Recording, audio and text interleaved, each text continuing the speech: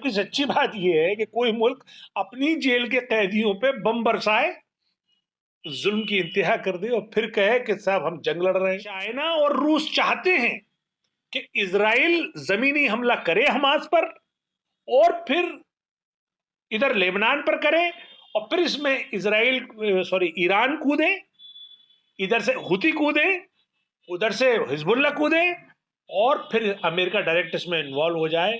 और वो जो उनका मकसद है रूस का और चाइना का, कि जिस तरह से यूक्रेन और रूस युद्ध में अमेरिका यूक्रेन के साथ है, तो अब उसका बदला वो यहां से लेना चाहते हैं, और जो तकरीबन तकरीबन होता नजर आ रहा है कि वो बम बरसाकर भी इजराइल जंग हार रहा है। हमास के जो लड़ाके हैं उनमें से उसने 10 20 50 मारे होंगे ज्यादा से ज्यादा, बाकी जो 5,000 से ऊपर अब तक सिविलियन मारे जा चुके। उसकी टेक्नोलॉजी जो उसने पूरा एक एक एक भ्रम फैला रखा था पूरी दुनिया में कि अभेद्य टेक्नोलॉजी है और इसराइल की कोई टेक्नोलॉजी को मात नहीं दे सकता, वो उसकी टेक्नोलॉजी को मात देके 22 शहरों में घुस गए हमास के लड़ाके, और 216 लोगों को कैप्टिव बनाकर साथ ले गए, और उसमें 4 तो फौज के जनरल हैं और 50 से ऊपर फौजी हैं। तो जो मुल्क अपने फौजियों को नहीं बचा सका और उसको वो हमास जैसा ग्रुप उनको उठा के ले गया, आज वो निहत्तों पे सिविलियन पे इतना जुल्म ढा रहा है कि 5,100 कुछ लोग अभी तक सिविलियन मारे जा सके, मारे जा चुके हैं। उसमें 1,1500 से ज्यादा बच्चे हैं, 1,000 से ऊपर औरतें हैं। पूरी दुनिया इसको अपनी खुली आंखों से देख रही है कि इजराइल ने एक 21 kilometre by 35 kilometre by 6 kilometre की या 10 किलोमीटर की पट्टी को पिछले 17 साल से ओपन प्रिजन बना रखा है। उस ओपन एयर प्रिजन जिसकी बाकायदा सिक्योरिटी और उसका सब कुछ इंतजाम इसराइल के पास है, अब उसी पे बम मार के इसराइल खुश हो रहा है कि हम लड़ाई लड़ रहे हैं, हम वार कर रहे हैं। जबकि सच्ची बात यह है कि कोई मुल्क अपनी जेल के कैदियों पे बम बरसाए, जुल्म की इंतहा कर दे और फिर कहे कि साहब हम जंग लड़ रहे हैं। लेकिन यहां एक दूसरा नुक्ता और पहलू यह है कि वो बम बरसाकर भी इजराइल जंग हार रहा है। अब वो क्यों हार रहा है? 3 फ्रंट पे जंग हार रहा है। एक तो ये कि पूरी दुनिया को ये पता चल रहा है कि जो इजराइल पिछले 75 बरस से फिलिस्तीनियों पे जुल्म की इंतहा कर चुका था, उस जुल्म की इंतहा की अब इंतहा हो गई है। सिविलियंस को अस्पतालों से लेकर जो भी यूनाइटेड नेशन के जो शेल्टर होम हैं उन तक पे बम गिराने से बाज नहीं आ रहा है। अभी तक जो हमास के जो लड़ाके हैं उनमें से उसने 10 20 50 मारे होंगे ज्यादा से ज्यादा, बाकी जो 5,000 से ऊपर अब तक सिविलियन मारे जा चुके हैं। पूरी दुनिया देख रही है कि आखिर ये इजराइल जो जालिम मुल्क कहलाता है तो उसकी बर्बरियत कैसी है। लेकिन सिर्फ बात इतनी सी नहीं है, खुद इजराइल के बकौल जो उसके नॉर्थ में लेबनान है जहां पे हिजबुल्ला बैठा है, जो बाकायदा एक जंग 2 3 जंग लड़ चुका है, ट्रेंड है, उसने 2006 में भी इसराइल के दांत खट्टे किए थे। उसके बाद सीरिया की जंग में जो सीरिया के बादशाह है असद, उनके फेवर में अमेरिका से उसने लोहा लिया था और बाकायदा जंग लड़ी थी और बशर अल असद की हुकूमत को बचाया था।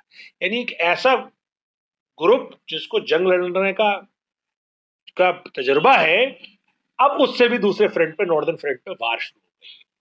अभी पिछले दिनों में ही जो हिजबुल्ला की जो ट्रेनिंग की या हिजबुल्ला की जो जंगी ताकत का आप अगर अंदाजा लगाना चाहें, तो हिजबुल्ला का ड्रोन इजराइल के परमाणु केंद्र पर बाकायदा उड़ा, और इजराइल की जो डिटेक्शन एजेंसीज हैं या डिटेक्शन इक्विपमेंट है वो उसे डिटेक्ट नहीं कर पाए।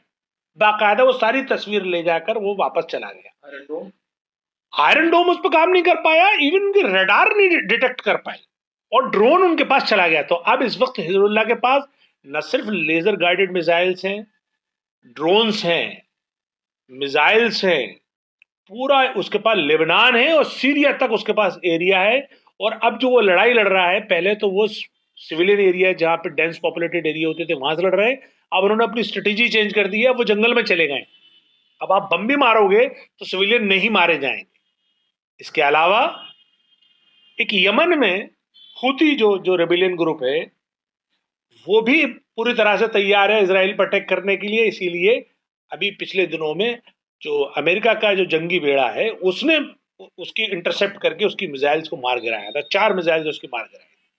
तो अब 3 फ्रंट वार हो गई, जो कि इसराइल अब लड़ रहा है। अब होगा क्या, इसराइल की जो सुप्रीमेसी है वो है उसकी एयर पावर, उसकी जो एयरफोर्स की ताकत है। जैसे ही ये ग्राउंड इन्वेजन पे जाएंगे, जो कि जिस तरह की खबरें आ रही हैं, क्योंकि जो मीडिया भी है, मैक्सिमम मीडिया तो इसराइल सपोर्टेड है, इसराइल का चाहने वाला है।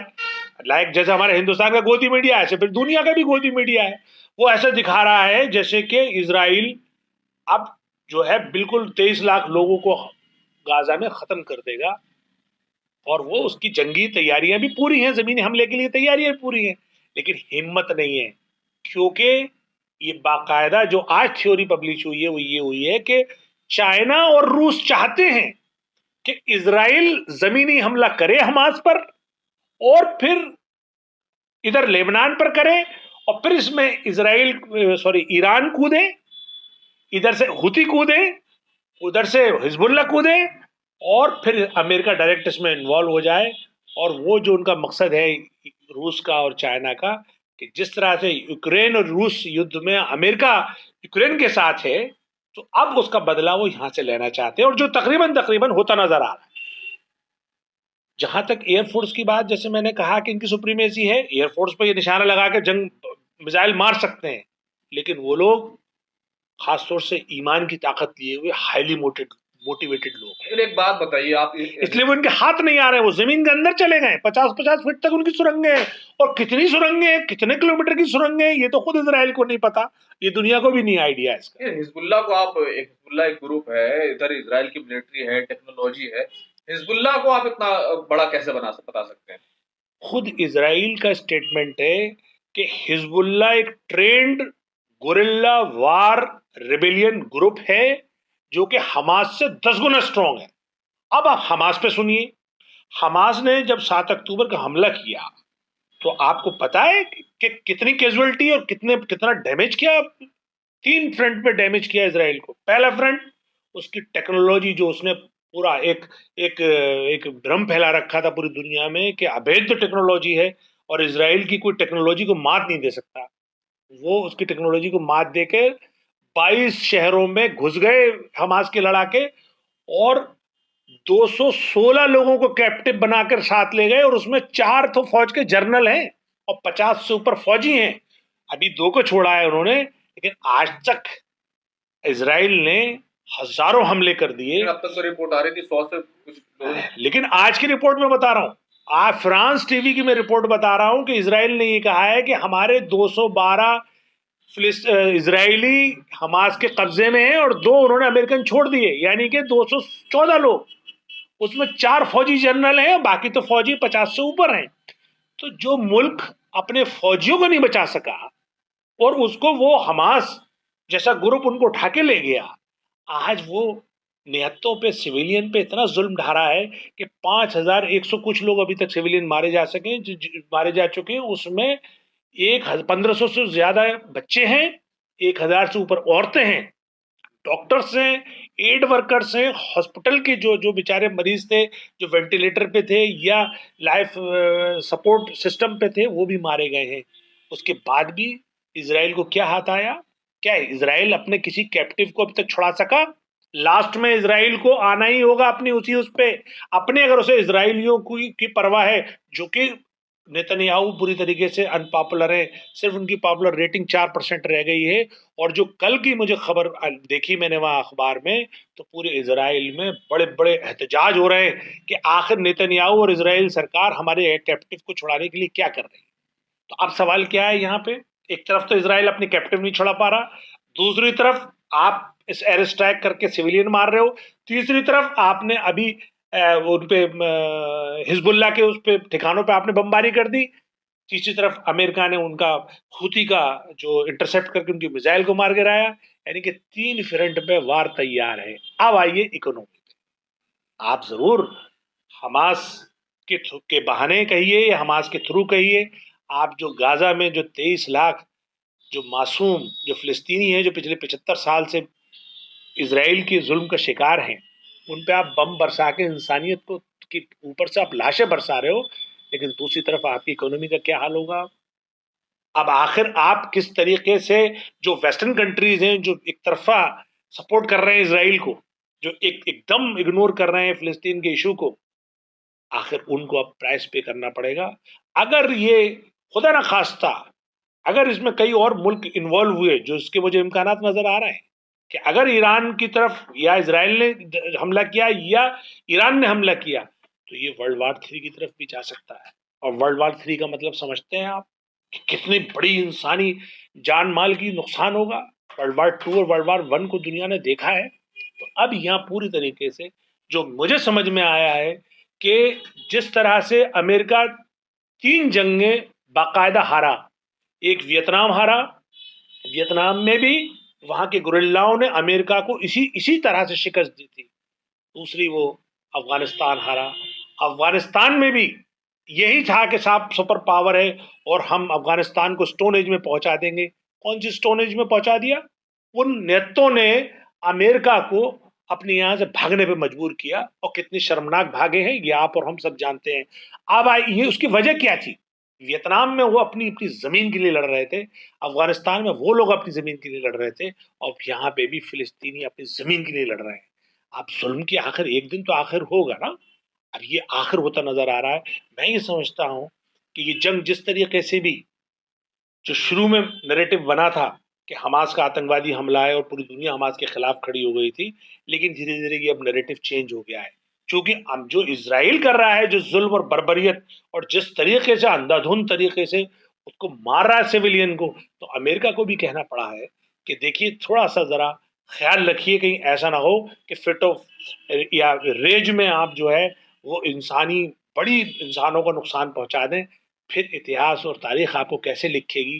तो मैं ये समझता हूं कि इस वक्त जो ये जंग है इसराइल और हमास की या इसराइल और फिलिस्तीन की, इसमें जानों का नजराना जरूर पेश कर रहे हैं फिलिस्तीनी, लेकिन अभी तक की जो जीत है वो फिलिस्तीनियों की है, और इसराइल की हर मोर्चे पे हार है।